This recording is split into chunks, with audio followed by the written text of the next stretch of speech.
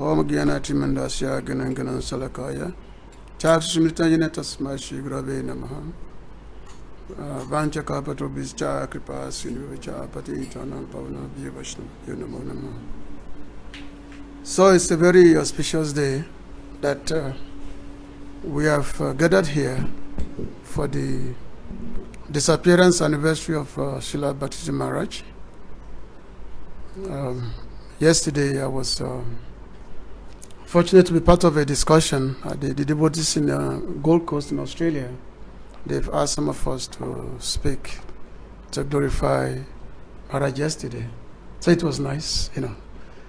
Actually, there is no end to the glories of Vaishnavas, because as stated by the Vaishnava Acharyas, in a day like this, Appearance Day or Disappearance Day, whereby we remember, we glorify the qualities of the great Vaishnava Thakur, Vaishnava Acharyas, because by such glorification, we get benefit, we get immense benefit. It's part of Bhakti Sadhana, Bhakti devotional process, devotional kripa, whereby when we glorify Vaishnavas, then we get so much security from there. Just like here in the song of Narottam Das Thakur, he said, Gangara Parasa Hoile. He said that, where's the verse here? Second.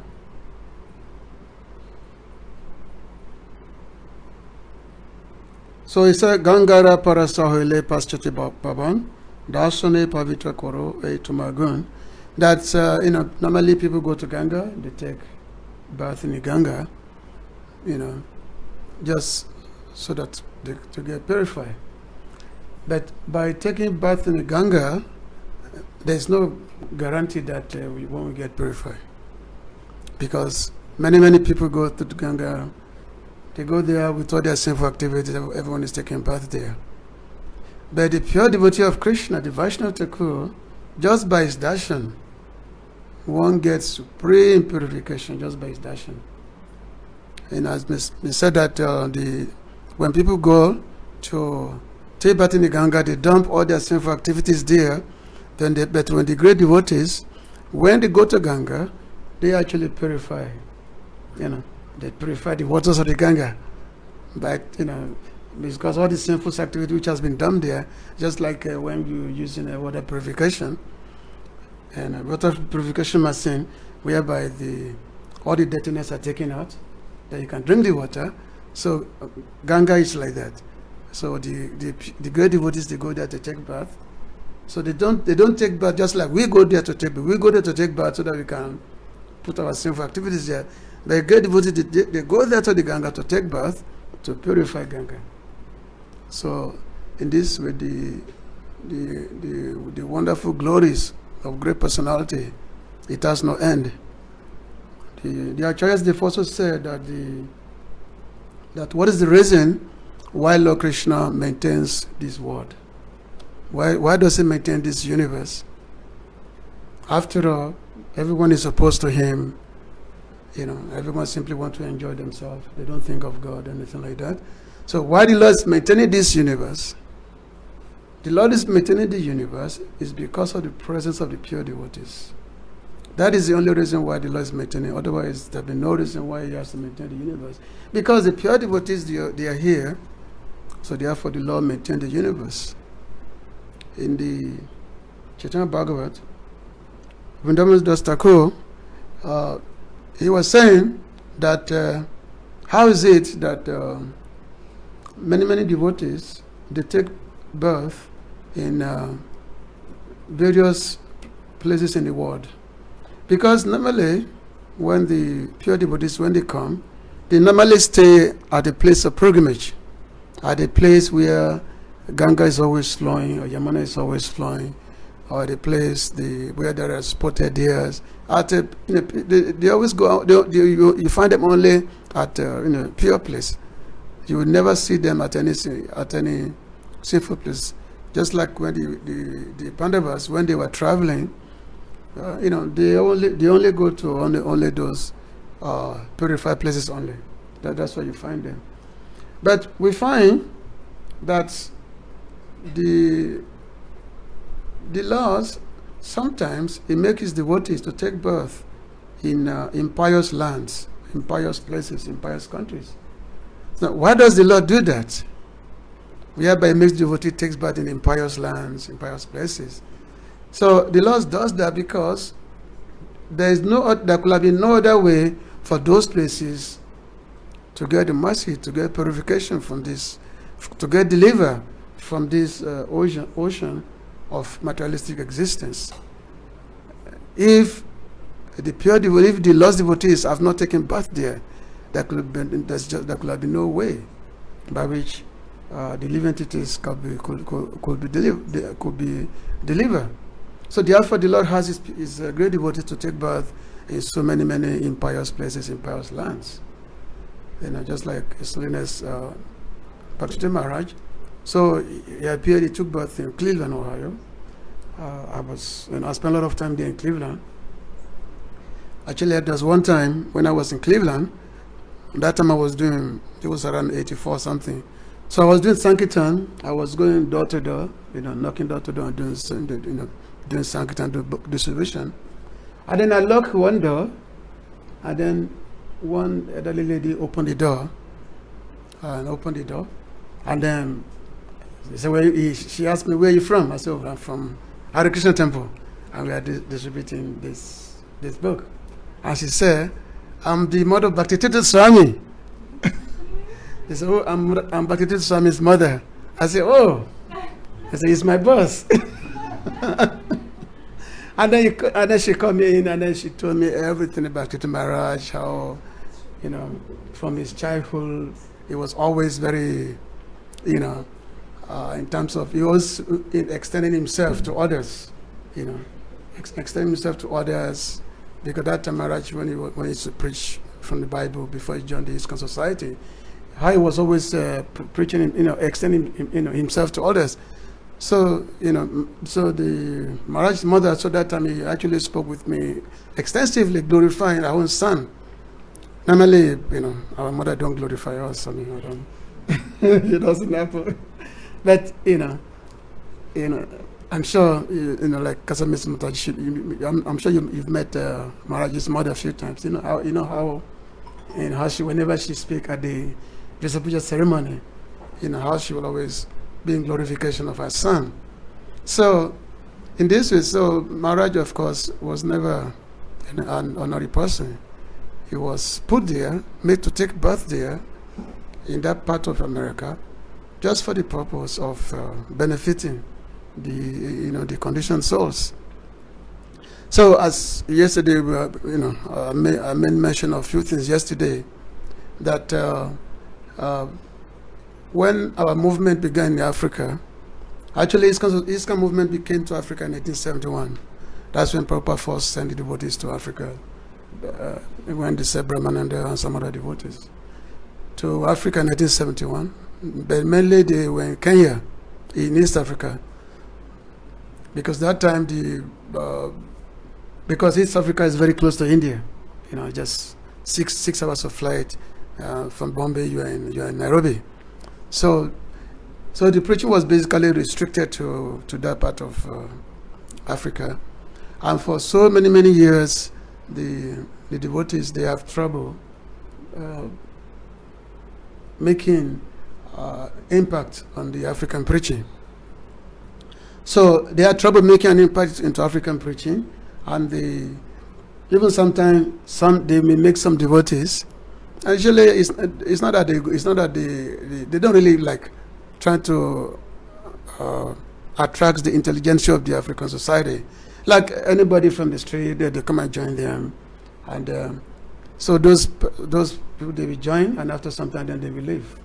They don't stay, and this gone on so many years, and so that time the reputation was that in African preaching it's actually not possible, and this African, they come, they don't stay, and even some do stay, and because of the nature of where they recruit the devotees from, some of them will steal they come to the temple and they steal, and then they will go away. So the African devotee have the reputation that, they come to the temple, they will just steal, and then they just go away. So there was never really any effort to really reach out to the Africans. And this went on for so many years like that. And then towards the end, before Prabhupada left the planet in 1977, so he told Brahmanan that you need to go to the heart of Africa. You need to go deeply into Africa, then maybe you can get some result. So somehow, so some devotees ventured to West Africa, because that time Brahmananda probably had sent some devotees to West Africa to start distributing books. They all came to Nigeria. And then, of course, it was different. So when Brahmananda Prabhu came to Nigeria, it was 1978, when he came, then that time, the early 79, when Bhakti Maharaj took sannyas, so he requested that Bhakti Maharaj should come and join him. And of course, the famous dream that Maharaj had, whereby he had a dream that a door was open, and so many Africans were just coming to the door. So Maharaj saw that as his mission. That yes, this is the mission. I have to go there. So Maharaj came to Nigeria,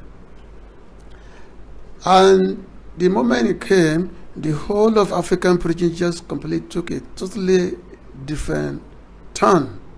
It's like 360-degree turnaround in the whole African preaching, So I remember the first time when Maharaj first came.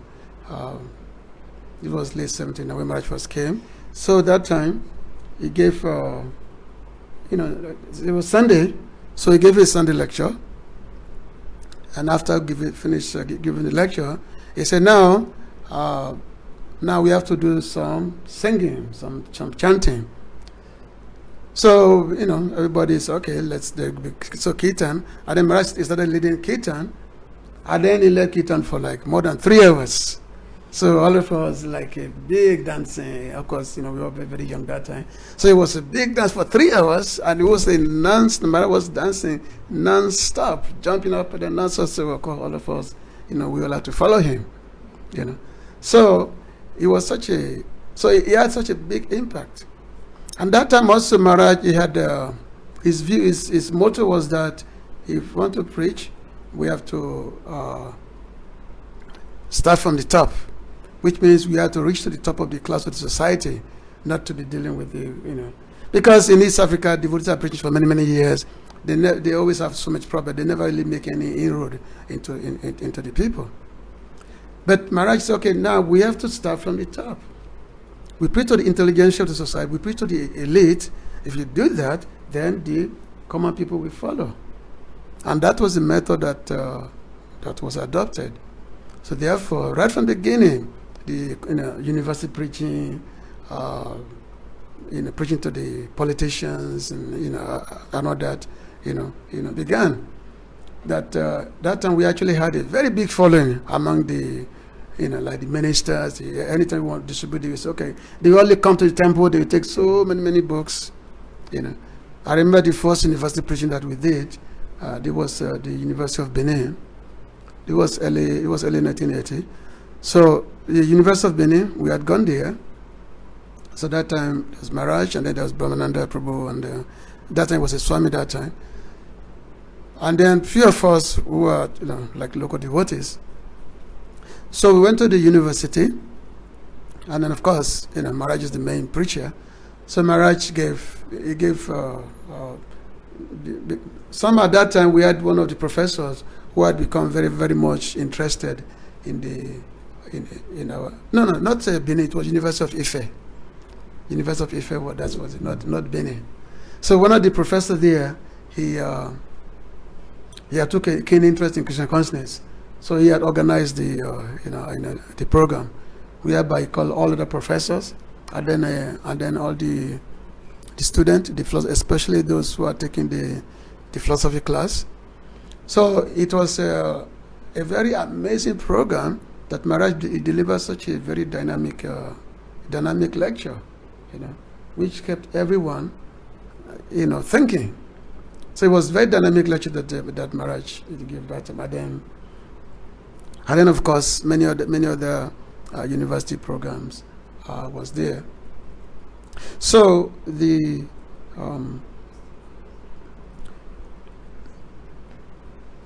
Maharaj, he was such a very, very creative, because he was able to really psych up his audience.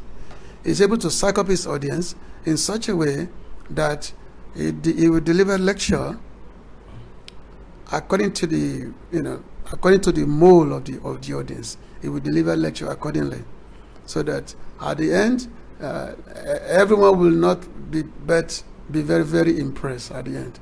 We'll just be impressed by Maharaj. So that I remember at that time, sometimes people were wondering that this person, who is he? Just like Maharaj was saying that Maharaj has not taken, he hasn't become guru that time. So everyone was wondering that is it who actually was known as the spiritual leader.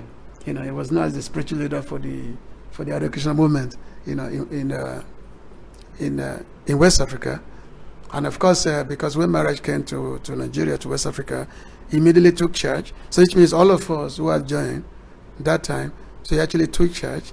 And then we all saw him as our, as our instructor, basically. So and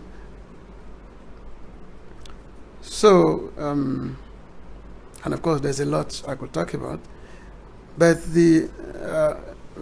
I would say from the time I met Maharaj from 1979 till 1995, when I left Americas and then came to India. So Maharaj, he was always, because I work very, very, very close with him, very, very close. So which means I was able to really witness, it's like a very, let's say, first-hand witness of the kind of personality he was. He was such a person that Krishna consciousness is always taking it very, very serious. There was never a time he's slacking in any way. Never a time. I've never seen any time slacking. Even just like if you go to Maipo with him, sometimes you will see him that while everybody all busy making meetings or politics, but Maharaj will always be serious, studying, looking over the scriptures and so many things like that. He was just never a person who would take things for granted. There was and before I took sannyas, Maharaj was he was doing a book distribution with with the library party, the BBT library party in the Eastern Europe, and there's some few devotees who are with him, who all Brahmacharya together, devotees like Kalakanta Prabhu, Mahabodhi, Gunagrahi. So they all like Brahmacharya together. So that time Maharaj's name was his name was Ganesham, but his practice is such that he was always like irritant to his godbrothers. Why? Because he's someone who will, he wake up very, very early, and he will chant all his rounds before Mangalati. So because the godbrothers, they were unable to keep up with him, so to them they always like like complaining that Ganesham this way is too fanatic, this way, is this way, is that way, And of course, it wasn't a bad thing, because at the end, they all of them, they will end up,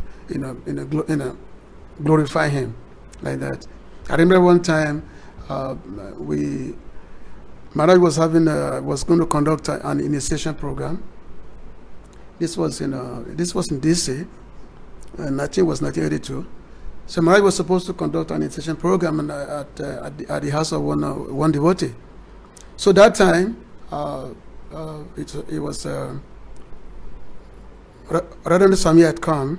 At that time he had a big RV van. He had an RV. So all those devotees, those about 6-7 devotees, senior devotees, with Maharaj, I was also there. So everybody, we all in the van, and I was sitting next to Radha Swami. Radha Swami was driving. to this place. So as Maharaj was driving, so in the back of the van, so all the devotees, everyone was talking about their various experiences with Maharaj, especially they were all working together. But it was all like a big glorification of Maharaj, big glorification. I remember one time during the driving, I wanted to ask a question to Radhanath Swami, that Maharaj, but just before I asked the question, he said, no, I don't want to hear. I want to hear. I'm listening to this, because it was everyone was so absorbed in this, in this wonderful glorification, of a great devotee. So, which means Maharaj was not only, don't worry. So, which means Maharaj was not only popular, famous among the secular society. He wasn't only popular among the secular society in terms of preaching among the diplomats, the leaders. He was also very, very popular, among his god brothers. All his god brothers, they always be, glorifying him. Even those who want to criticize him because of his nature, because they say, because Maharaj he was very, very creative in his preaching. So there are some god brothers who want to criticize him that he's too liberal, in terms of his reaching out to those kind of people who people will not want to be connected with. So sometimes Maharaj will sometimes face criticism from those kind of devotees, but at the end, those devotees will always come back and actually realizing the spiritual potency, of Maharaj. So anyway, to many of us who have come in contact with him, we actually feel very, very, grateful that he was part of our life, part of our spiritual life. Very, very grateful, and that gratitude that we have towards him, that will always be there. That's a permanent gratitude. That I know, like myself, I know that without him, I will not be, the way I am today without him. So the eternal gratitude is, is always there, that we have to Maharaj. So anyway, there is no end to glorification, of course. We can be here all day, going through so many different aspects, different topics. So there is no end to glorification. Just I mentioned that Anantadev, he's been glorifying the devotees' qualities since with his 1,000 heads, 1,000 mouths. He has been doing that for eternity. Still, he hasn't come to an end. So similarly, also the glorification of a great devotee, like Bhakti Tirtha Maharaj, will never end. And the more we do that glorification, the more we will be benefited by that glorification.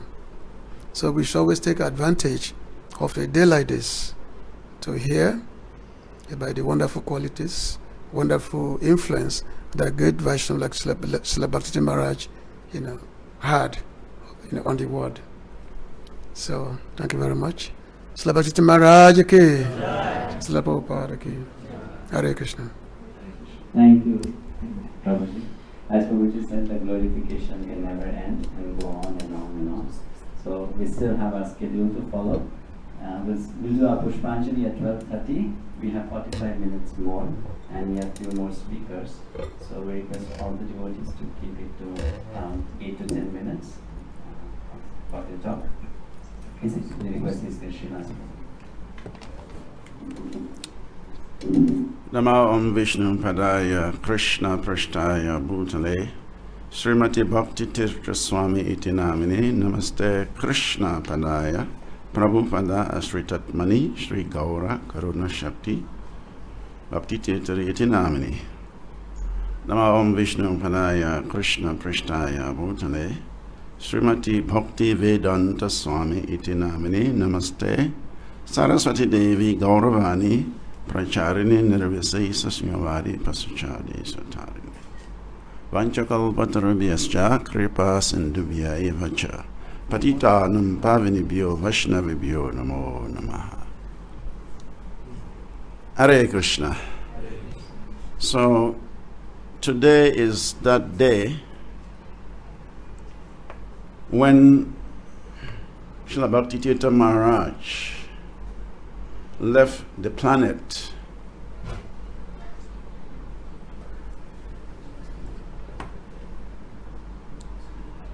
Today is that day when Maharaj created a very big vacuum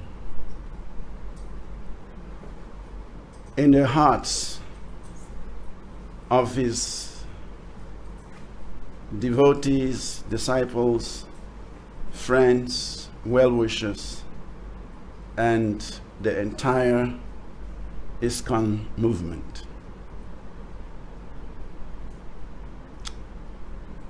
Bhakti Tirtha Maharaj's disappearance is actually a great loss to ISKCON.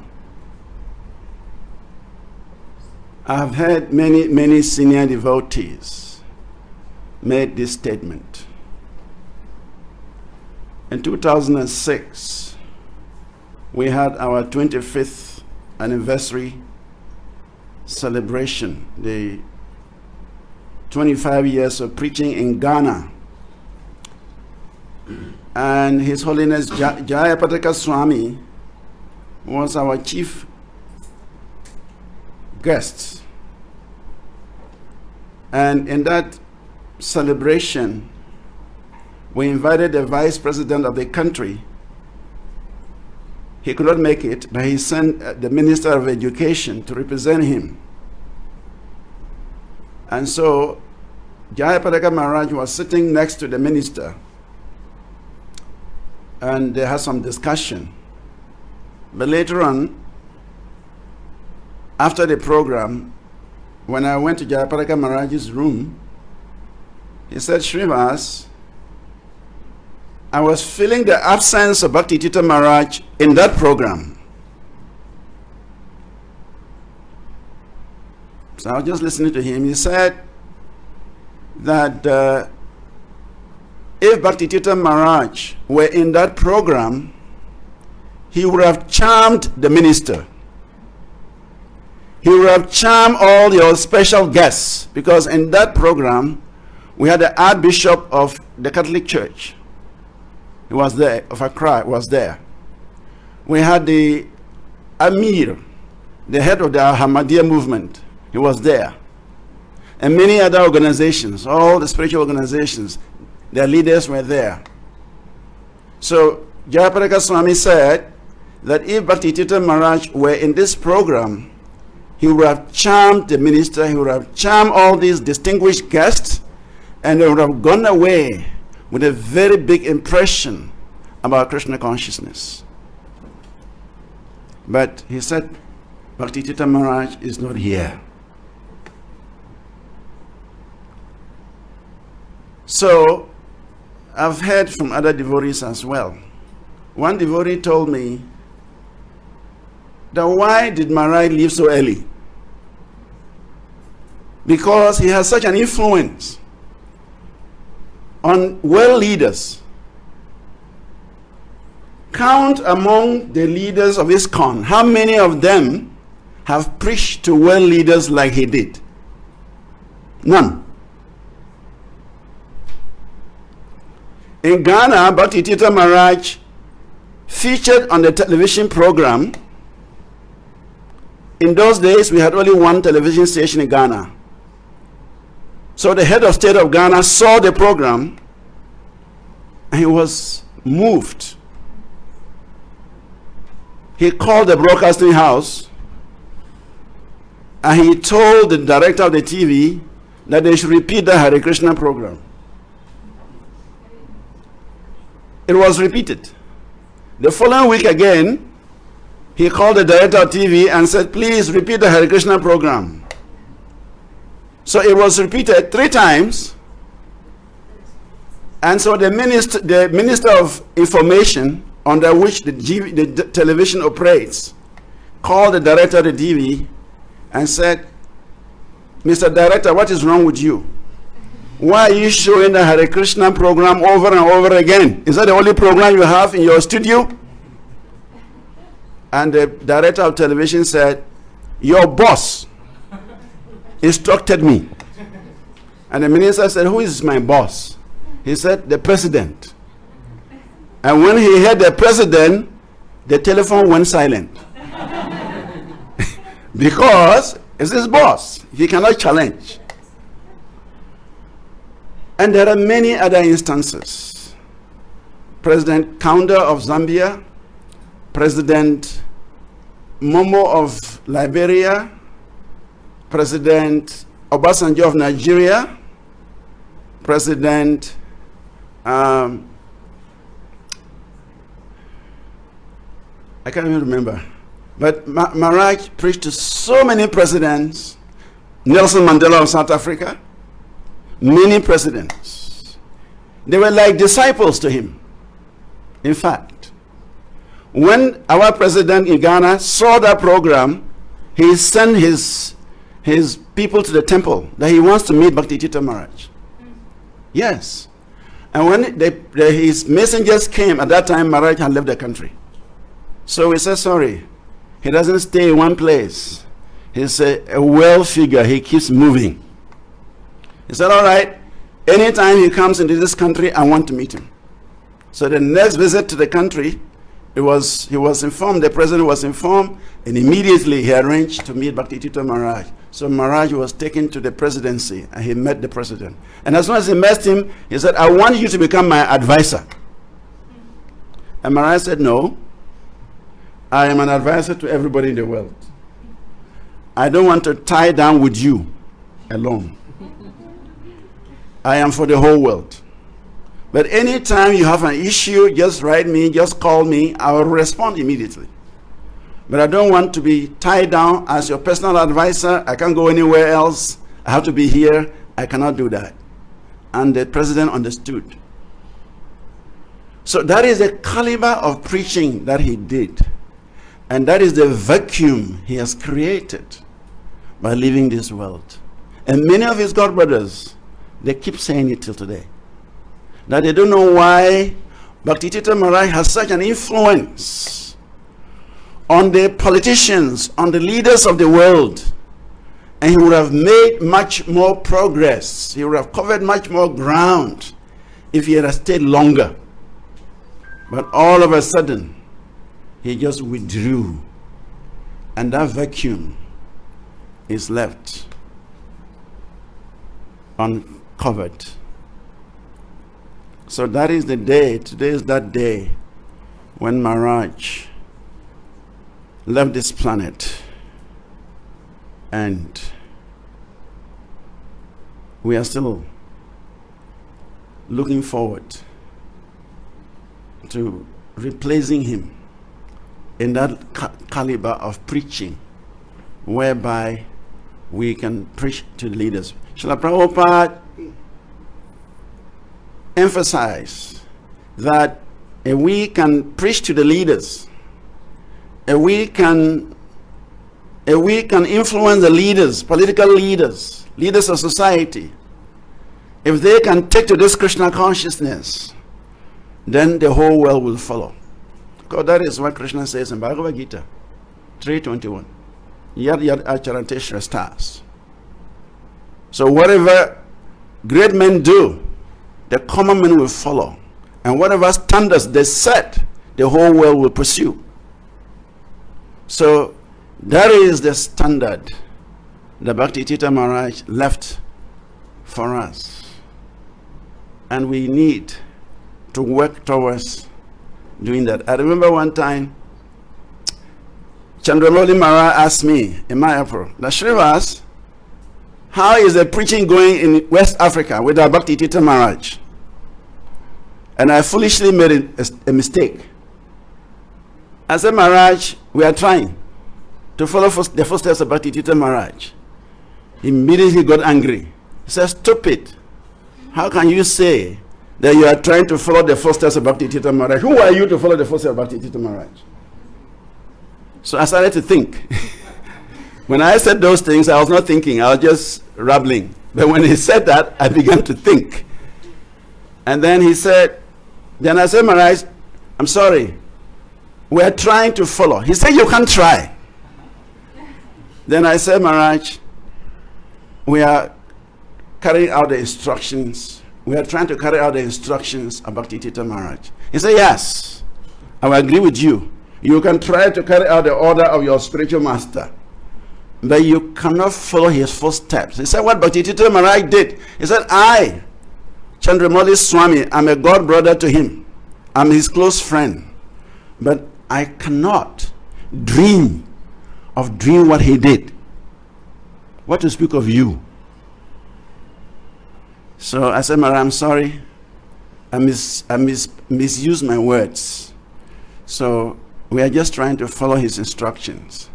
And based on that, we are making some little progress. He said, okay, I bless you. Keep trying to follow his instructions. But never think you can follow the steps. He said, Bhakti Tirtha Maharaj's shoes are too big for you.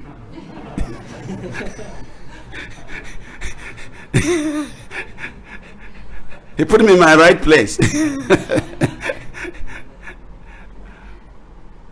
So Maharaj has created a vacuum in the hearts of his disciples, because as Ishwara Prabhu was saying, his kirtans, he made sure that everybody would dance in his kirtans. Whether you are sick, whether you are happy, whether you are unhappy, whether you like to dance or you don't like to dance, you cannot stand in Bhakti Tirtha Maharaj's kirtan. You must dance. That is his policy. He makes everybody dance. So that vacuum is there, and we are grappling with it. And we pray that he should empower us to be able to do something in this regard of his preaching to the top class of people, politicians, religious leaders, administrators, and so on and so forth. And as Prabhu also said, he was so empowered that when he walks into the room, he can size everybody in the room. That was his nature. If he walked into an audience, immediately he would understand the mindset of the audience. And he will speak their language. He will capture everybody. If he spoke to politicians, he will speak their language. He spoke to doctors, he will speak their language. He spoke to security people, police, military, he will speak their language. He was just so dynamic and so down to earth that we are missing him.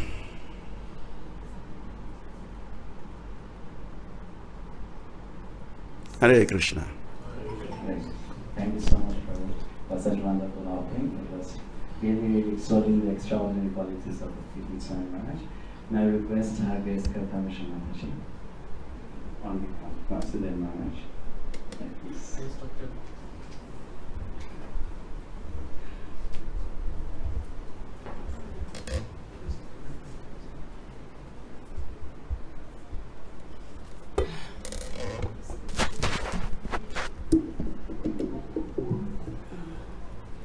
Nama Om Pushpanjali Krishna Pushpanjali Samadhi Bhakti Tirtha Swami Namaste Krishna Padaya Prabhupada Ashitamane Shigor Karuna Shakti Bhakti Tirtha Swami.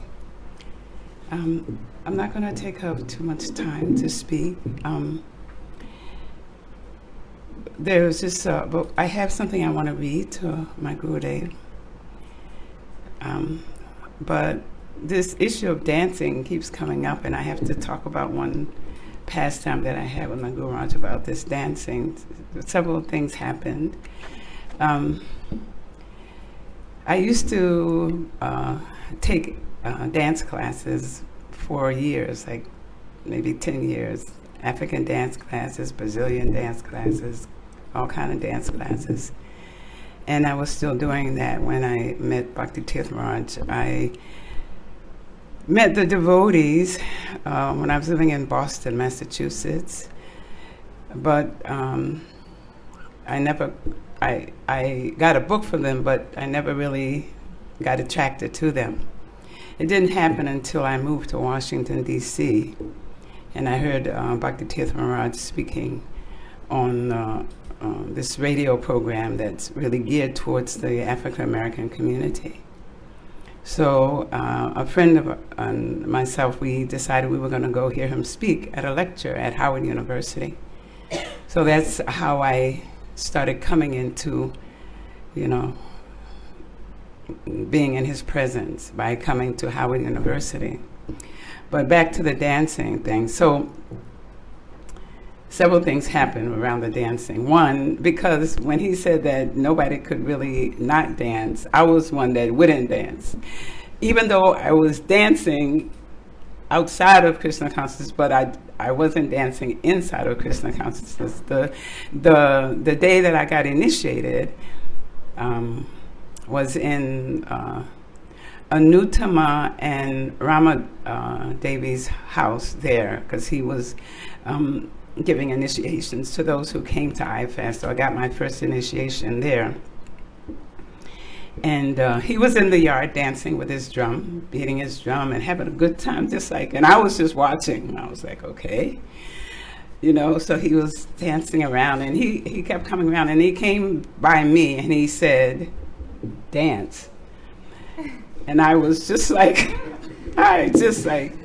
kind of just stood there. I was like, and I didn't dance, it was like some kind of cover I was in. And so then the next dance episode came when he had a program that was at IFAST. And my god sister Yashoda asked me to do a dance performance. And I was like, no, I'm not doing that. Not in front of my Guru Maharaj, I'm not doing that. And so I told her, I called her, I said, I'm not doing it. I said, I can't do it. But then she went and talked to Bhakti Tirtha Maharaj. And so he called me and said, why are you not going to dance? And I just said, well, I'm not comfortable with it. And then so he said, no, I want you to do it. So then she called me and said, oh yeah, very nice. So now he told her that if she's asking me to dance, and she should also dance, we should dance together. So he was involving her in it as well. But it wound up that it didn't work that way. I danced, I was reluctantly, I was dancing. I was doing this African dance that came from Senegal, but I was totally uncomfortable with dancing in front of Guru Maharaj. I was just totally spaced out about it. Then the next episode came after I became the head Bhajara Gita Nagari, and I was doing deity service. Guru Maharaj was out in the temple room, and he had, I think it was some big program that was going on. And they were dancing like crazy outside. It was like, he was like on fire. And then all of a sudden something hit me. And I left all my stuff in the Pujari room. And I ran outside and I started dancing up and down. And I could tell that Guru Maharaj was like, finally she gets it. She finally connected. It was like, oh, okay. And I could tell that he was very, very pleased about it. So that was some of the dancing pastimes I had with my Guru Maharaj. I had so much personal association with him that I can't, we don't have time, because he came to me in dreams, particularly when I was doing the service, and then he came to me in a dream about, I have to tell this one, giving obeisances, because when I first was coming to the Institute, I wouldn't give obeisances. I saw everybody else doing it, but I didn't do it. So then he came to, he had engaged me in sewing for him. I was making like covers for the furniture. I was making suits for him. I was making all kinds of things. So he came to me in my dream. He was sitting in a chair with something on that I had made for him. And he said, he explained to me why you give obeisances. He said, it's not to me, you know. So after that, I gave obeisances. So we had a connection, but we had some other kind of connection that he would give me instructions, you know, beyond the body, you know, thing. And he also, I went shopping with him a lot. He loved to go shopping. When he wanted me to make him an outfit, I would go with him, and there were two of us. No, he and another person, and then me and another devotee. We went to a store and we went shopping. He helped me pick out what he wanted to get so I could make him an outfit. I think you've seen that. It's burnt orange, the jacket with the pants and the hat. You know, that was the one I made for him. But I took dictation from him. He would call me up to the institute, and then he would try on an outfit and tell me, you know, oh, what about this? Can you fix this? Can you do this? He just gave me so much personal association that I feel so grateful. And actually, because I'm a little conservative, he was trying to pull me out of my tendency to be more introspective than outward, you know. And I could understand that he was just wanting us to have a nice relationship. So there are a lot of other things that happen, but I just want to read this letter to him. This is my opportunity to express my gratitude for what he's given.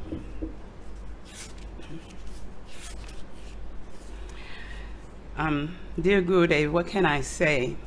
Thank you is such a small word which cannot convey my unlimited gratitude that you changed my life forever, redirected my life from going sliding and gliding into hell, a hellish condition of life or more. How could I know how really profound the knowledge that you have transferred to me, which was transferred to you through A.C. Bhaktivedanta Srila Prabhupada.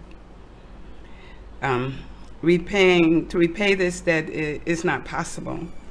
The only thing I can do is to put my very life at your disposal to use in any way you see fit, up until my last breath and beyond.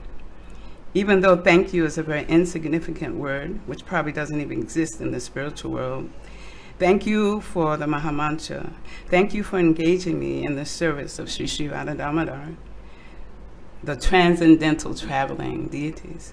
Thank you for dragging me to the feet of the Lord. Thank you for tolerating my nonsense. Thank you for your unconditional love and compassion. Thank you for allowing me to live here in Vrindavan under the care of Srimati Radharani. Thank you for being a champion of the women, the children, and the elderly in ISKCON. Thank you for continuing to be available, not only to me, but to others who tell me of your presence in their life after you have left this planet. Thank you, my dear Gurudev. Please help me to become a devotee and to fall in the dust of your lotus feet and put the dust on my head. Help me to always be grateful and not take this most sublime process for granted. Keep me as an insignificant jiva at your lotus feet, where I can eternally be your servant. Hare Krishna. Thank you. Hare Krishna. Thank you so much, Mataji. It's such a nice offering, heartfelt offering. Now request His Holiness Bhakti Tirtha Maharaj.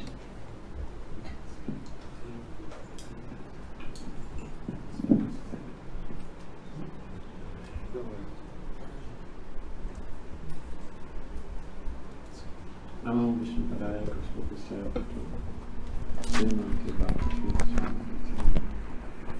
Namaste Krishna Padaya Prabhupada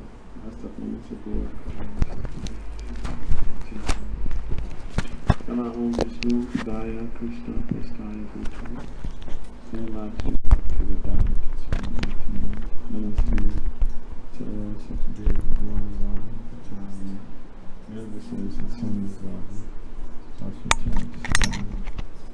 Why don't you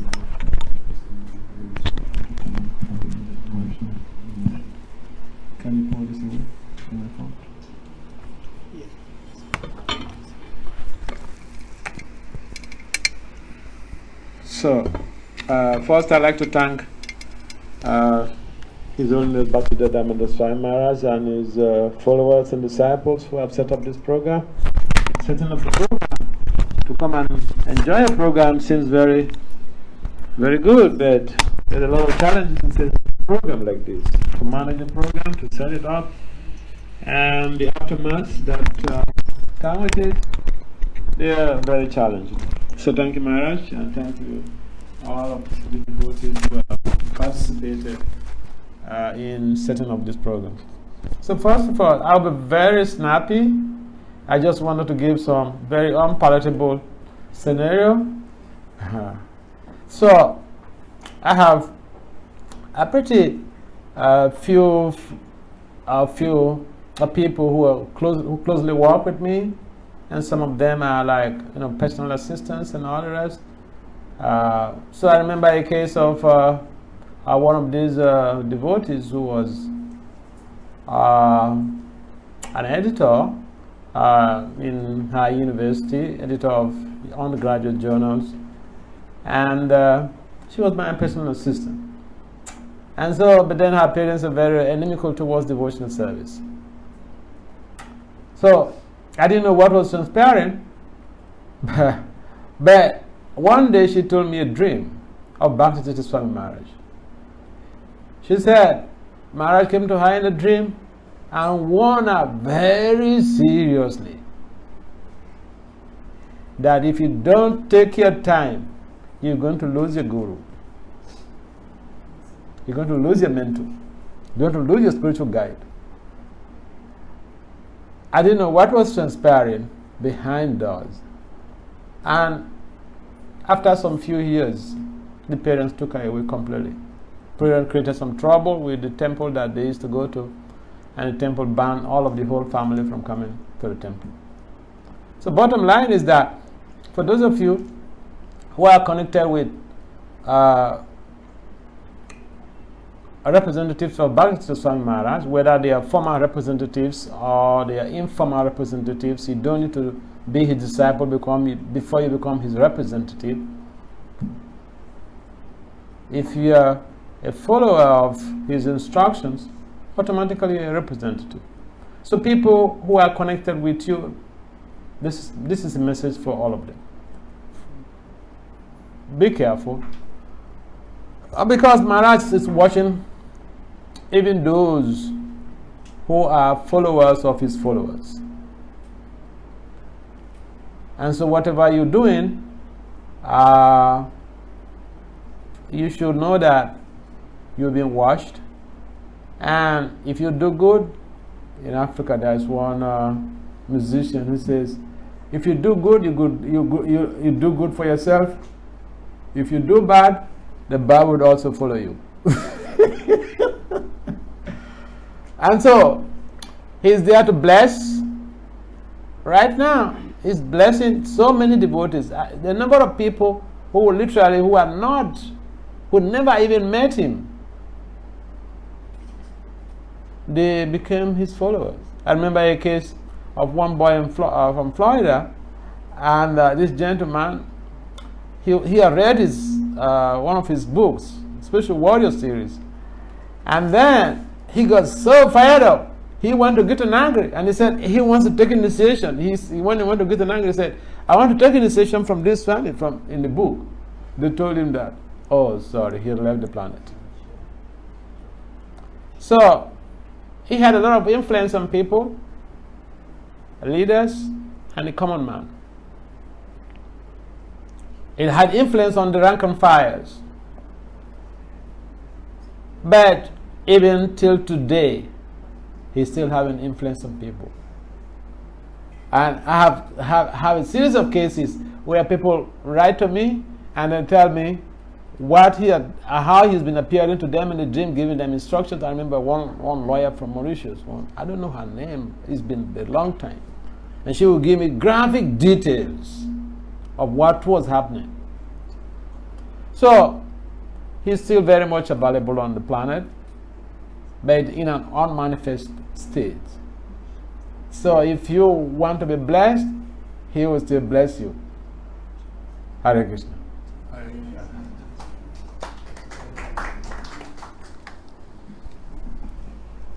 you, Maharaj. Now request His Holiness Bhakti Tirtha Swami.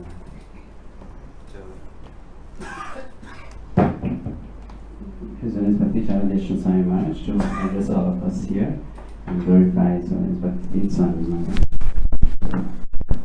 Let's see. Can you remove this, please? Hello.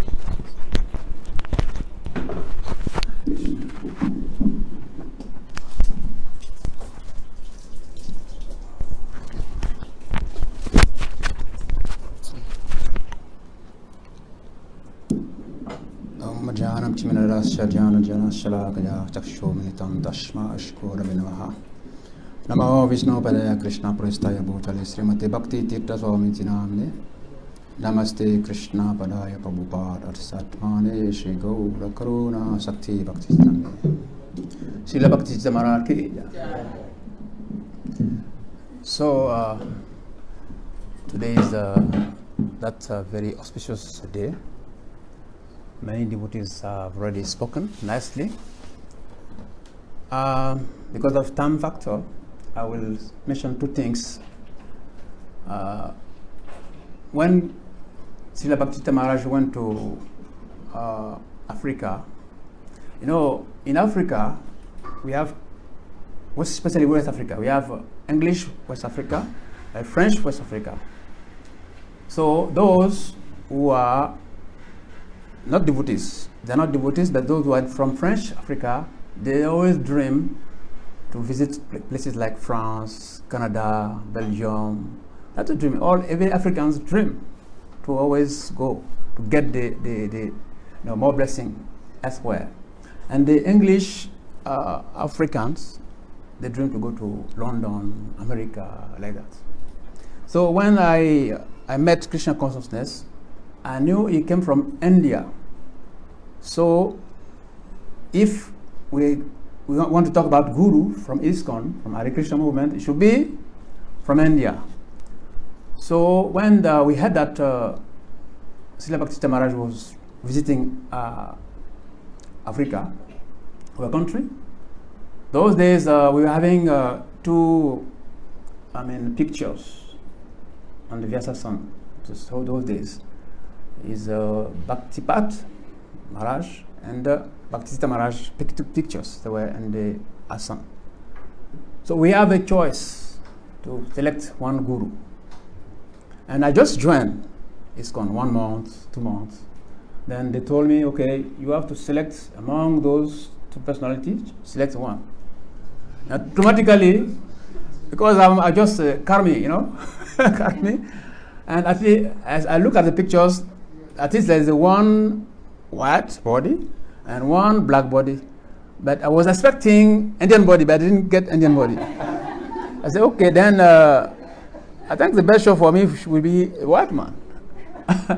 Then after some time, we heard that the white body guru was no more coming to Africa, Bhaktipat, because we know the story. So now only one choice left. Only one choice left. So what to do? What to do? So I was like kind of not very satisfied. But Krishna did something wonderful, because when he came the first time, the temple president went to the airport, because Bhakta, Bhakta, how can you go to airport to welcome a guru? So we stayed in the temple, cleaning and like that. So when the Maharaj arrived for the first time, I saw him in my life. I saw him. I just forgot about his color, his body. Something like kind of Shakti, penetrated in my mind, that I say, this person is not ordinary person. Even though I was not, lacking the body, but something inside him was very special. So that day, I fell in love to him. That very day, because his big smile and he's accommodating everybody. Then he spoke to me. He asked me, "Do you parlez-vous français?" Because he's from America. Parlez-vous français? I said, "Yes, Maharaj." He said, "Very good." Then that was the contact. Then I said, yes, this is my my picture. And another thing is that in Africa, still now, it's not like Europe. In Africa, we still have value of tradition. Kings is there. A king is always respected in Africa. I remember that was in Ghana. That was a big funeral. I think a friend of devotees left the body. So we went for the funeral. The head of state came. Probably of us can remember that. So the head of state came for that funeral. The king also of that place, Kumasi. The king is considered to be the head of the whole Ghana. Even though you are head of state, but in terms of potency, is higher than the head of state in Africa. So the head of state came. They gave him a seat. He sat down with his entourage. Then I think 30 minutes or 45 minutes later, then the king came. So the king was sat very far from the head of state because they are not the same personalities. So after some time, maybe 10 or 15 minutes, then the king stood up to go and pay obeisances to the king, head of state. Understand? So he went to pay obeisances to the king, not shaking hand. Good morning, how you know? He was standing very far, and some spokesman was translating what he was saying. Then after that, he went to sit back on this place. That is one. See, this is head of state of Ghana, of the country. But another instance is that Gurudev came to Ghana. A king, if you touch the throne of a king, you're in trouble. If you sit in the throne of a king, you're in trouble. If you speak bad of a king, you're in trouble. It can kill you.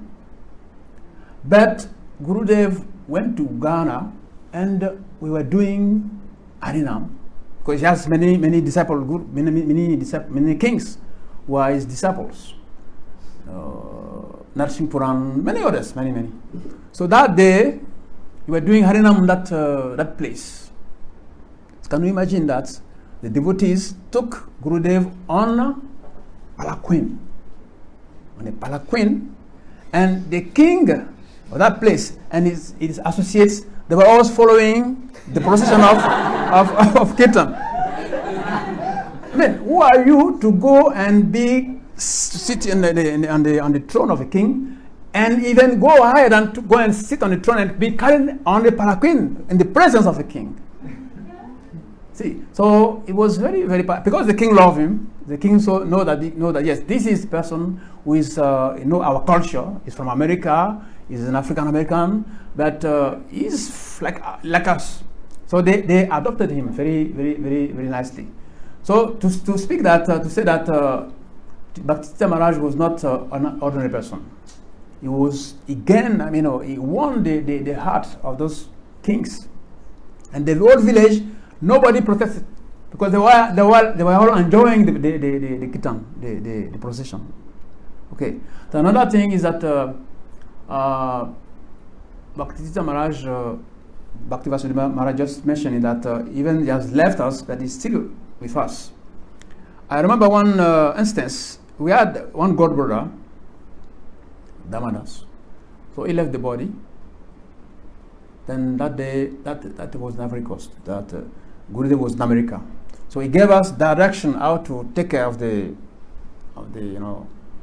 body and everything. So he said we should take a picture of that devotee, put near Nrsimhadev, and cook a prasad that devotee like, and offer to him, and do some offering glorification. So we did that. So after I think 4 days like that, then I had a dream. In that dream, it was like in a very big field, big field. One part was dark and one part was light. So from that dark place, like this room, 2 persons, they will come and take so many dead bodies lying on the ground, on the lights. that those two personalities, they come and pick one body and they enter that dark place. Then they come again, they pick another body, they enter that dark place. Like that. Like 10 bodies. But when they came and took the body of our God brother, they took the body, they entered that dark place. Then immediately I saw a third person. Now there were not two, there were now three. Third person and another one, 4 persons now. Who? So Gurudev appeared. And he was like arguing with that, the third person. He was like their boss, sending them to go and pick the bodies. He was arguing that, okay, you say this, that's wrong, but what about this one? You say this, that, but what about this one? You say this, that's, but what about this one? Like a court case. You know, you're a lawyer, you're trying to defend a person. So Gurudev was trying to defend his disciple. Yeah. Of course, Damodara, was very enthusiastic. Every day after Bhagavatam class in Prashad, he was the first to be on Sankirtan. He was very dynamic, and his kirtan was very, very, very nice, very enthusiastic devotee. But some also characters that were not very, very nice. So he was having both characters. So Gurudev was trying to plead to bring out the bad qualities of his disciple.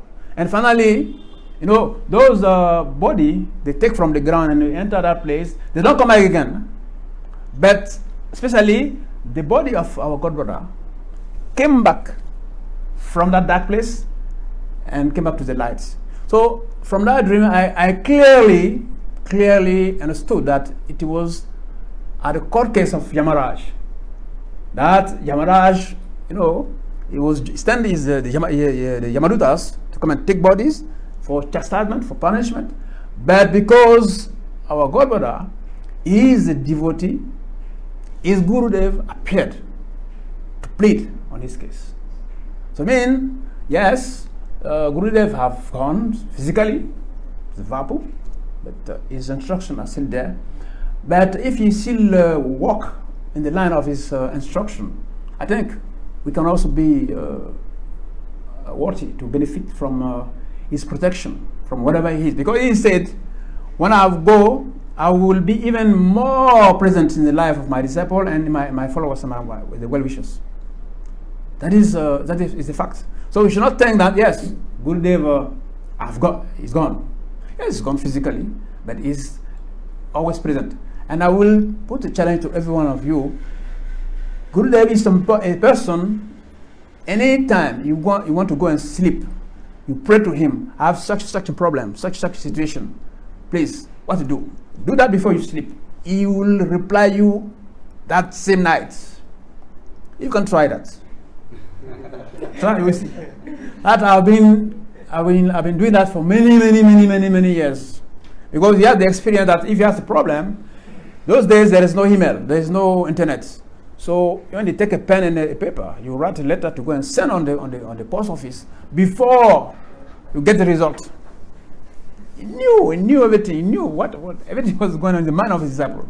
And every day when he comes from a country, arrival lecture, he does not even enter the room. Arrival lecture on the Jasa Sun, he will explain everything that's going on in the temple. Nobody told him.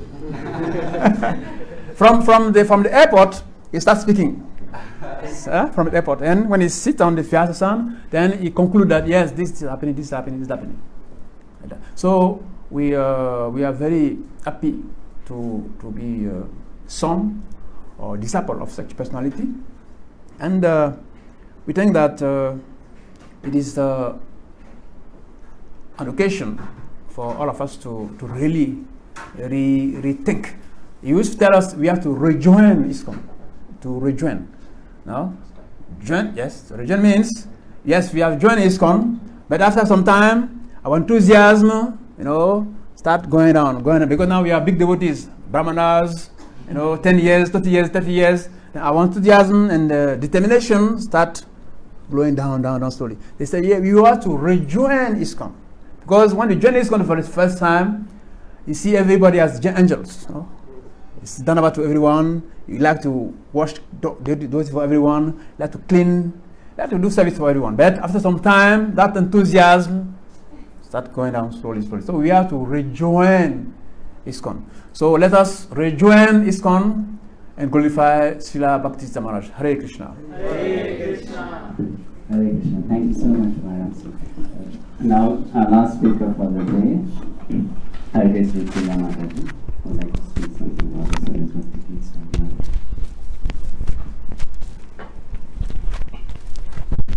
Hare Krishna.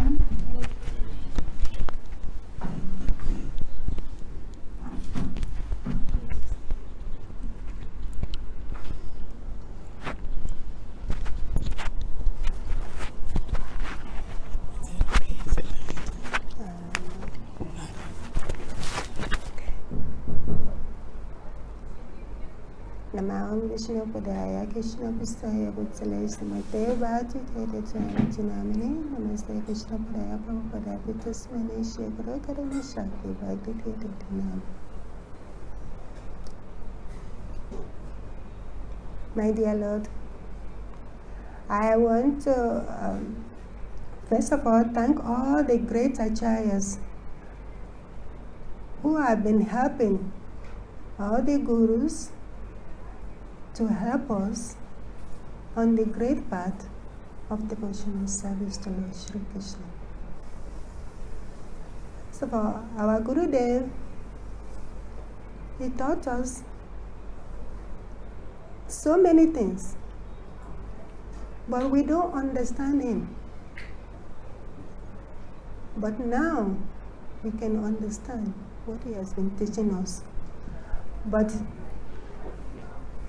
first of all, it teaches us how one can become humble to serve the devotees, to love the devotees. It taught us so many things, but still, we don't take it so much serious as he wants us to take it serious in the early days. But now, we can see that we really need it. It taught us about being compassionate to everybody, those who are higher than us, lower than us, tells us how to give the compassion to everyone. I could remember is when Modernadini case happened in Liberia. He arrived at the temple and he said, please pray for him. I said, Maharaj, prayed for who? He said, pray for him. I couldn't understand it. But I don't know the deep level of compassion for anybody who is doing bad thing. But now I can understand. Why did he say we should pray for him? He taught us how one can know that we are not this body, in the sense that we are dust, we have to come back to dust. So he taught us how we are not this body, that we are spirit soul. And we have to connect with the Lord in the spirit, not in the body. Body has nothing to do with Krishna. So he taught us how to do this. And for us to understand that we have to completely leave ourselves to the service of the Lord. I thank you, my dear Lord Gurudev, for showing us all these paths, all these years, but we are not understanding you very well. But still, you are with us, and I know you are with us. Just as Prabhu Charadeshna is saying, it's true. Maharaj Charadeshna, please forgive me, is saying it's very true that we can connect with him if you really want to. Just ask him. Just pray to him. Before you go to bed, he will surely reply you. I have many experience in that also. So please, on this your disappearance day, I'm begging you, my dear Lord, because you taught us how one can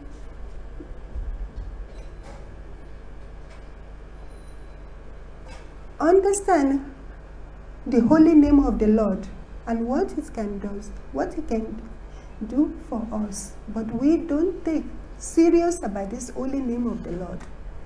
So please, my dear Lord, I'm still begging you that this free will that Krishna has given everybody, I'm leaving mine at the dust of your lotus feet. Please kindly take care of it. Because our free will is what is still holding us behind, that doesn't let us realize what we are as a spirit soul. So please, on this your auspicious day, please, I'm begging, have mercy on me and give me your mercy.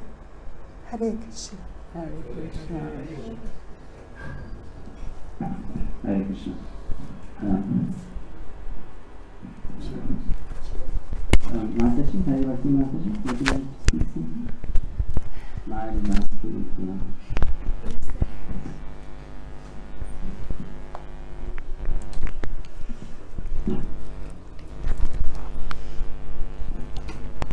Hare Krishna. It was a great phone call today morning from my god sister, Sakijivani Mataji, for this about this event, and I'm very thankful. I'm very thankful for everyone so that I can be here, and I just would like to say that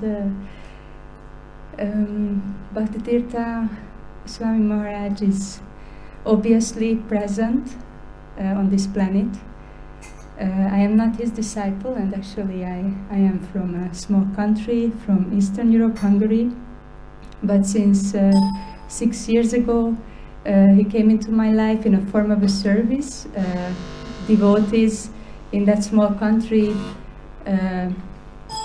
are touched by his teachings, and at that time his teachings and his books were not allowed, and they were approaching me to translate the book, The Spiritual Warrior Series.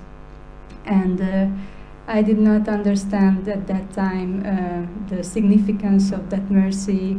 I was busy with my material life, everything was so important, and I actually didn't know his person. I just only felt what Srivas Prabhu mentioned, that there is a great vacuum, and devotees are really missing this person. I don't know who this person is, but he must be very wonderful, because they are pleading to me for an insignificant person. I'm not even a devotee, to please translate the book. So I said, yes, of course, I'm trying. And then I started, but then again I thought that I'm the middle of the universe and I have so many other important things to do, so I was engaged in all kinds of nonsense. But then again, after 6 years, he came in the form of Bhakti Damodara Maharaj, and then on the Vyasa Puja of His Holiness Bhakti Damodara Maharaj, I got a phone call after so many years that please again translate the book. So I said, well, yes, of course, how can I, as Bhakti Damodara Maharaj says, how can I refuse such a personality who is like, after so many years, he comes again, and he knew exactly that I am such a person who nobody wants to deal with. So I'm such a person who, nobody wants to deal with, because so stubborn, so difficult, so not open for anything good. But he came at that time, and he came again. He said, I want to engage him. So he's very, very special.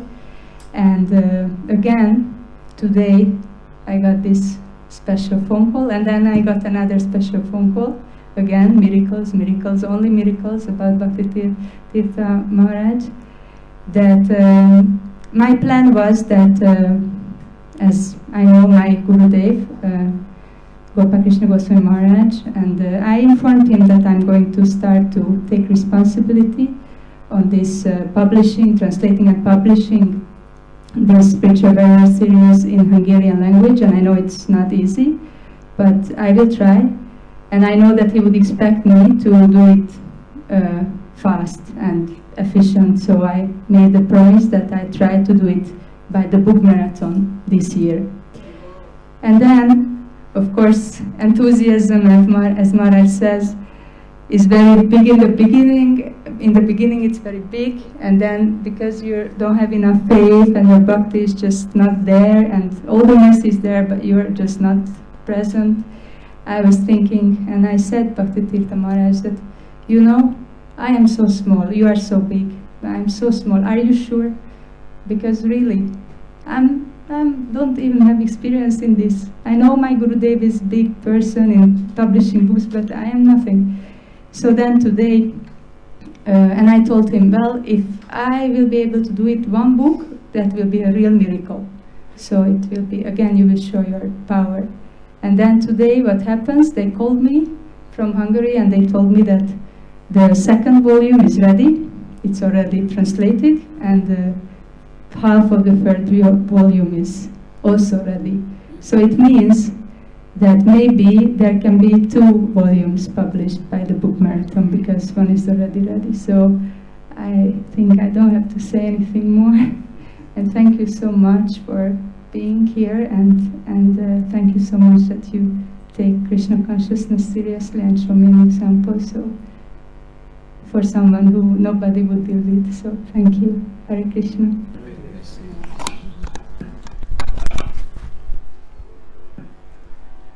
Hare Krishna. Thank you, Mataji. So now we'll move on to the next program of Pushpanjali. Maharaj is saying that I should speak something about Bhakti Tirtha Swami Maharaj. So I don't really feel that I'm qualified to glorify.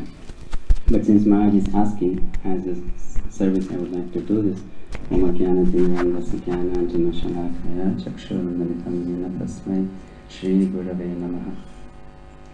Personally, I never met Bhakti Tirtha Maharaj physically. Personally, we also never met Sri Srimad 𝐤𝐬𝐬 Maharaj physically. But we saw that just when we came in contact with their video or some audio or some book, anything like that, these souls are so pure that even if you have not met them physically, they touch your heart. You know, they connect with you so closely that you feel that you are really related to them. They are not strangers for us. Just like we feel for Prabhupada that he is very close to us. Similarly, all of us feel like that in ISKCON towards some of these big personalities. Like Hari Bhakti Mataji was talking about book, I would also like to talk about the book of Maharaj's spiritual connection. And you would be amazed how this miracle happened, you know, what is the whole story. I have only spoken to Maharaj and no one else, you know. So it happened that a few years back we requested Maharaj that we should bring out a book, and Maharaj, being very humble, he said, you know, what kind of book can we bring out, you know. So we said, no, Maharaj will try with the assistance of other devotees. And I remember in Kishori Kund in 2017, we were discussing about it. So Maharaj said, what should be the topic? So I said, Maharaj, many disciples of yours are suggesting that we do a book on Guru-disciple relationship. So we worked for it. It was not just one person. Many devotees from all over the world were contributing to it. And last year we published the book, you know, and we printed only 250 copies. We are thinking it will be a tough job to distribute only these 250, you know. It will be a tough job to distribute these 250. But it so happened, first printed, second printed, third printed, fourth printed, and we went to Mauritius, we distributed the books. After I came back from Mauritius, I came in touch with His Grace 𝐤𝐬𝐬 Prabhu, who happens to be another disciple of Bhakti Tirtha Maharaj in US. And 𝐤𝐬𝐬 Prabhu was given instruction by Bhakti Tirtha Maharaj to compile books on his teachings. You know, Jayadev Prabhu had done it before, and Jayadev Prabhu, it happened that day that he told me that when Bhakti Tirtha Maharaj was leaving his body, he told Jayadev Prabhu, I want you to bring out 5 more books. You know, and he had given him the topics, he had given also the lectures which he has to pick, hear, transcribe and make the books, you know.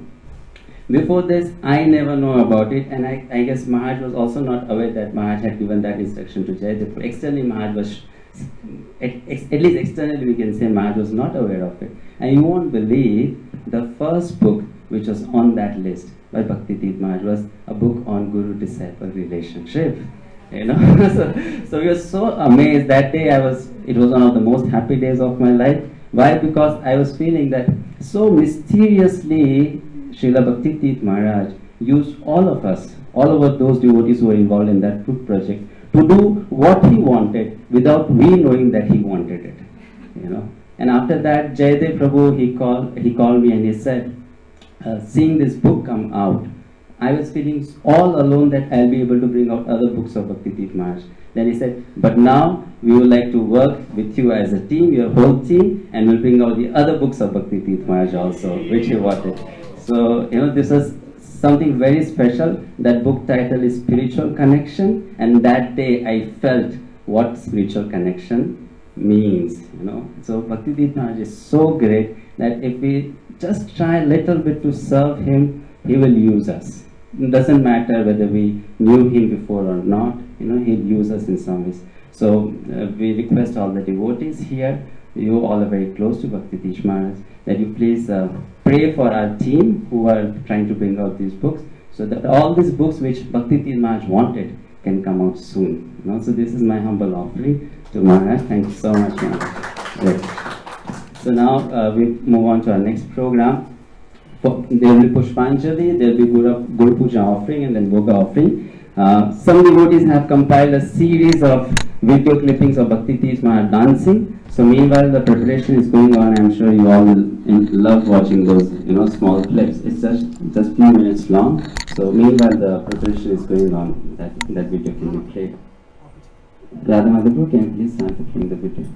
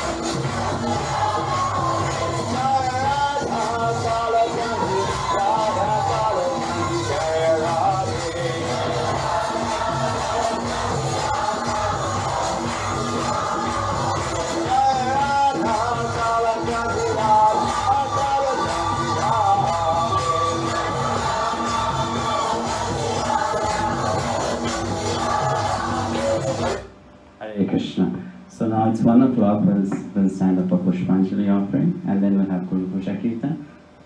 We'll continue the video after the Guru Puja gets over, so then devotees can still continue watching it while having prasadam. So we request His Holiness Bhakti Tirtha Maharaj to lead us into Pushpanjali offering. And after this, His Grace Srivas Prabhu is requested to sing Guru Puja. And His Holiness Bhakti Tirtha Maharaj will offer the arati to them.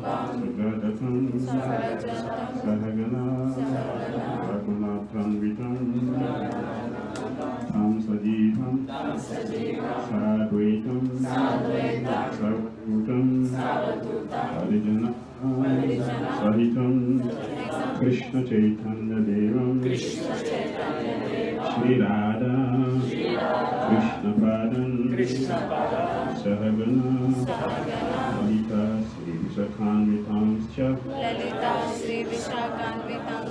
Nama Om Vishnu Padaya Krishna Prasaya Bhutale Srimate Bhakti Vedanta Swami Nitinamine Namaste Saraswati Devi Gaura Vani Pracharini Nirvishesha Sunyavadi Paschatya Desatarini Nama Om Vishnu Padaya Krishna Prasaya Bhutale Srimate Bhakti Siddhanta Saraswati Iti Namine Sri Vasanavi Devi Daitaya Kripabdaye Krishna Sambandha Vijnana Daine Parave Namaha Madhurujwala Premadya Sri Rupanuga Bhaktida Sri Gaura Karuna Shakti Vigrahaya Namosute Namaste Gauravani Shri Murtaye Inakarini Rupanuga Viruddha Prasidhanta Pantaharini Nama Om Gaura Kishoraya Saksabairagya Murtaye Kripalamba Asambode Namaha. Namo Bhakti Vinodaya Satchidananda Namine Gaura Shakti Sarupaya Rupanuga Varayate Gaura Giribhava Umestvam Girideshta Sajjana Priya Vaishnava Sarvabhauma Sri Jagannathaya Te Namaha Vanchakalpatarubhyas Cha Kripasindubhya Evacha Patitanam Pavanebhyo Vaishnavebhyo Namo Namaha Namo Mahabhadyaya Krishna Prema Pradayate Krishnaya Krishna Chaitanya Namne Gauratishe Namaha Panchatattvanmakam Krishnam Bhaktarupakam Bhaktavataram Bhaktakyam Namami Bhakti Shaktikam He Krishna Karuna Sindhu Dinabandhu Jagatpate Gopisa Gopika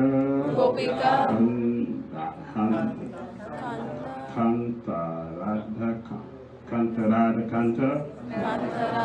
Namostute Jayatam Siraso Bangamama Madana Matrigati Matsarvaswa Adambujo Radha Madana Mohano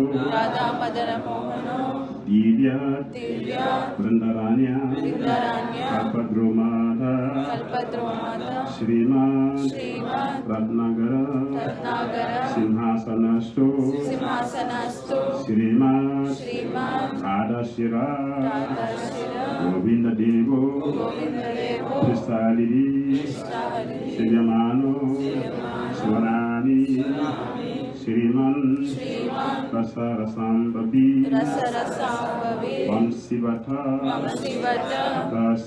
Tatasita Karasan Venuswanayir Gopi Gopinata Shreyestuna Tapta Kanchana Gaurangi Radhe Vrindavaneshwari Vrishabhanusute Devi Pranamami Hare Priye Jai Shri Krishna Chaitanya Prabhu Nityananda Sri Advaita Gadadara Srivasadi Gaura Bhakta Vrinda Hare Krishna Krishna Krishna Hare Hare Hare Rama Rama Rama Hare Hare Hare Krishna Krishna Krishna Hare Hare Hare Rama Rama Rama Hare Hare Hare Krishna Krishna Krishna Hare Hare Hare Rama Rama Rama Hare Hare Nama Om Vishnu Padaya Krishna Pristaya Bhutale Srimate Bhakti Tirtha Swami Iti Namine Namaste Padaya Prabhupada Prabhupada Ashritatmane Shri Gaura Karuna Shakti Bhakti Tirtha Dinamine Desa Pushpanjali. If you throw from there, you're not going to reach here. It will not drop on the floor. So you better just come forward here. Or you hold it. After we finish the thing, you can come and throw it here. Better. Nama Om Vishnu Padaya Krishna Prasaya Bhutale Srimate Bhakti Tirtha Swami Iti Namine Namaste Krishna Padaya Prabhupada Ashritatmane Shri Gaura Karuna Shakti Bhakti Tirtha Dinamine Desa Pushpanjali Bhakti Tirtha Swami Maharaja Ki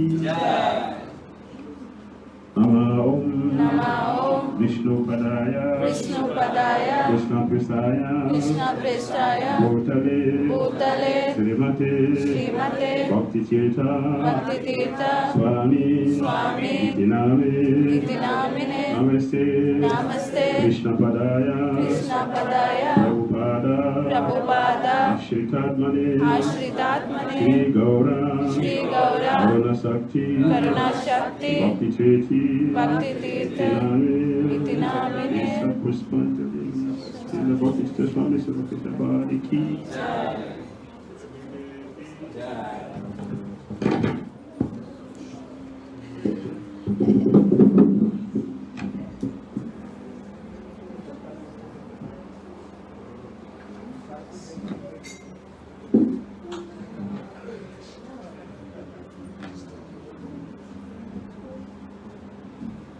Bhakti Tirtha Swami Jaya Guru Deva. Swami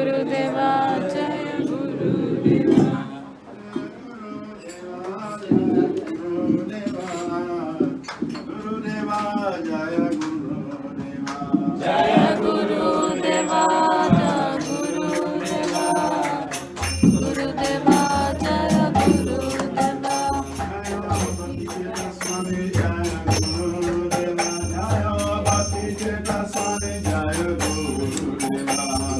Bhakti Tirtha Swami Jaya Guru Deva. Jaya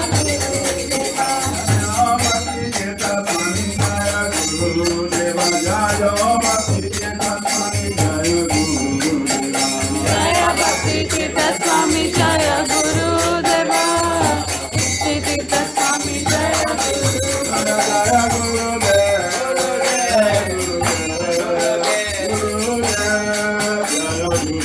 Jaya Jaya Guru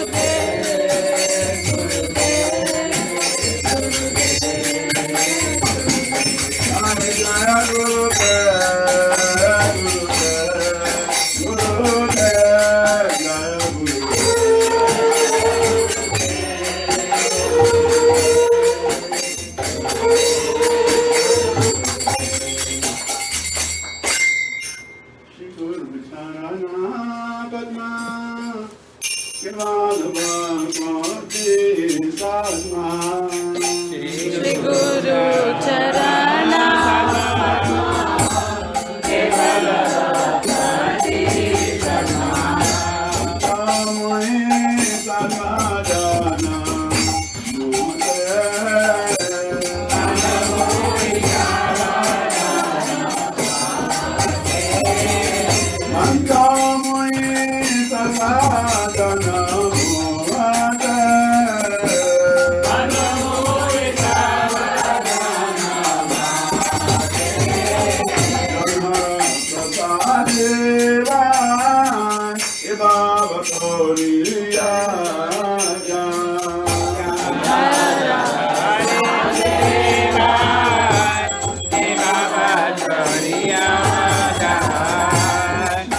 Bhakti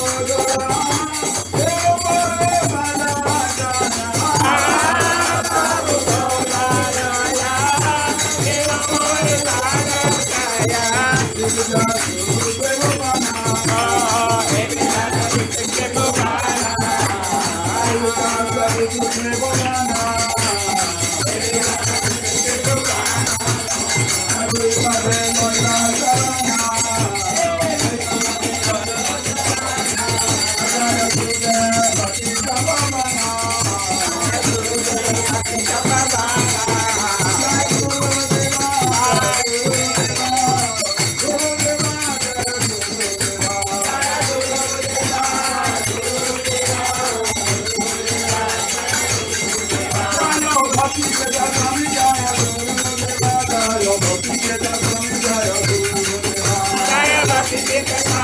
Gurudeva Jaya Bhakti Tirtha Swami Jaya Gurudeva Bhakti Tirtha Swami Jaya Gurudeva Jaya Bhakti Tirtha Swami Jaya Gurudeva Jaya Bhakti Tirtha Swami Jaya Gurudeva Jaya Bhakti Tirtha Swami Jaya Gurudeva Bhakti Tirtha Swami Jaya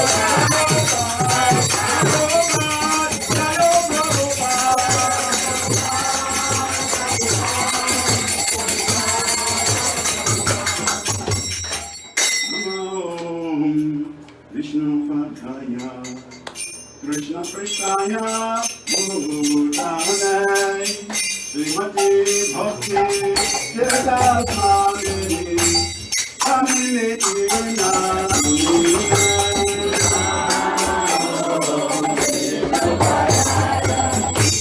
Krishnaya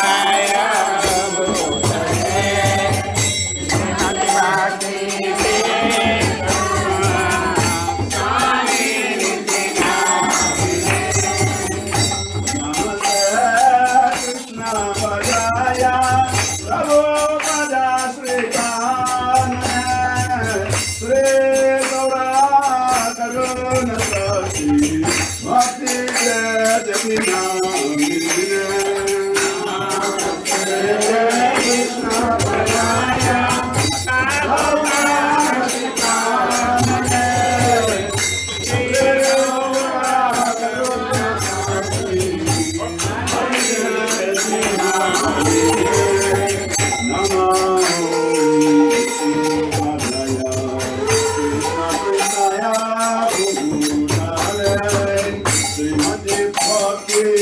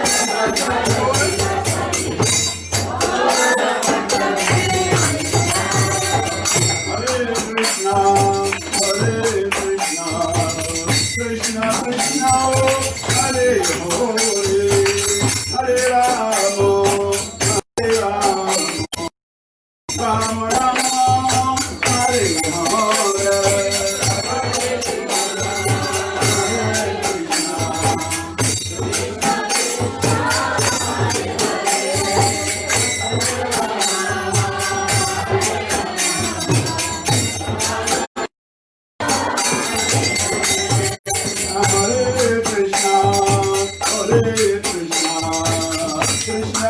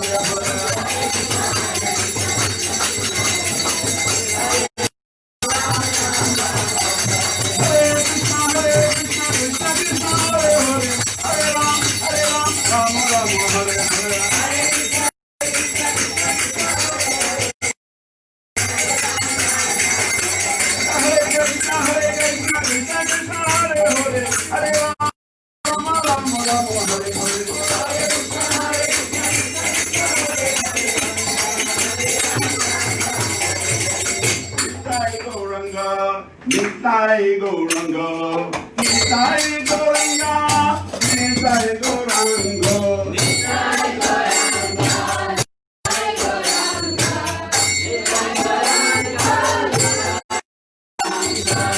Jaya Sati Nandana, Jaya Sati Nandana, Jaya Sati Nandana, Hare Jaya Sati Nandana.